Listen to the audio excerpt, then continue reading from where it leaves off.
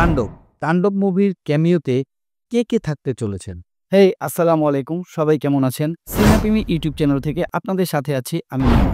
তাণ্ডব মুভিতে যে ক্যামিওর গুঞ্জন শোনা যাচ্ছে, আসলে ঘটনা কতটুকু সত্য এটা পরে আলোচনা করছি। মূল আলোচনা আসছি যে তাণ্ডব মুভির যে ক্যামিও, এই ক্যামিওতে কি জিৎ গাঙ্গুলি থাকছে, আরফান নিশু থাকছে, নাকি শরীফুল রাজ থাকছে?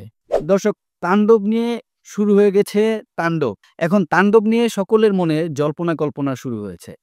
দর্শক, তাণ্ডব মুভিতে যেই ক্যামিওটি থাকবে, এই ক্যামিওটি একটি গুরুত্বপূর্ণ ক্যারেক্টার হতে চলেছে, এতটুক নিশ্চয়তা কিন্তু রায়হান রাফি তার কথার মাধ্যমে দিয়ে দিয়েছে। কিরকম? সে বলেছে সে ইউনিভার্স লেভেলের সিনেমা মেকিং করতে চায়। যদিও এটা বাংলা ইন্ডাস্ট্রিতে কখনোই হয় নাই।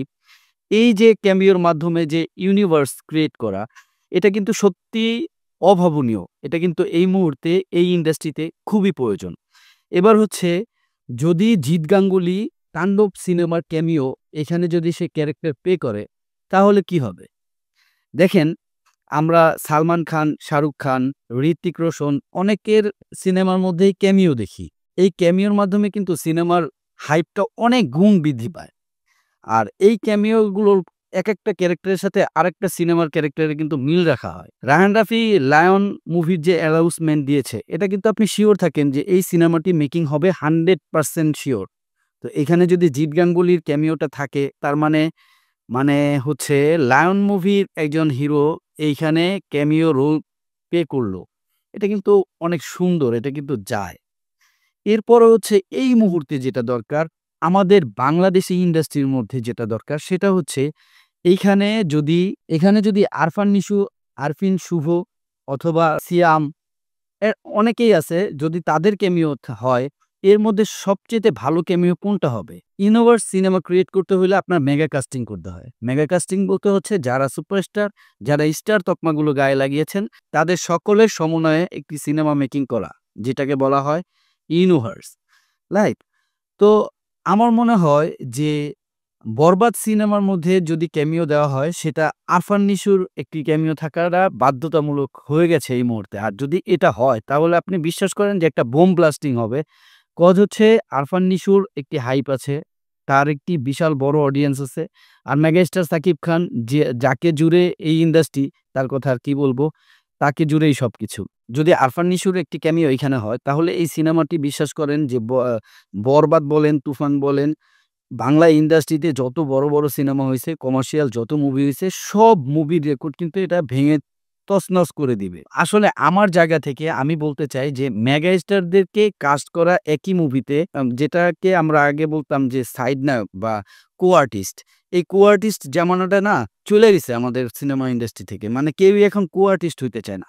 অথচ আপনি দেখবেন যে মেগাস্টার সাকিব খান, চলচ্চিত্র নায়ক রিয়াজ, ফেরদৌস, মান্না, ওনারা যখন সুপারস্টার ছিলেন, তখন কিন্তু তাদের সাথে কো আর্টিস্ট হিসেবে সাকিব খান সিনেমা করছেন। আর সাকিব খানের এই সিনেমাগুলো, যেমন আমি কয়েকটা নাম বলি, বাধা, তারপর হচ্ছে প্রাণের স্বামী, তারপর হচ্ছে মান্নার সাথে সিটি টেরর। এই সিনেমাগুলোর মাধ্যমে মেগাস্টার সাকিব খান, তাকে কিন্তু সে চিনাইছে যে সে আসলে সাকিব খান। তো এই সকল সিনেমাগুলো কিন্তু অনেক দর্শক, মান্নার জন্য বলেন, রিয়াজের জন্য বলেন, ফেরদৌসের জন্য বলেন, তাদের জন্য সিনেমা হলে যায় নাই।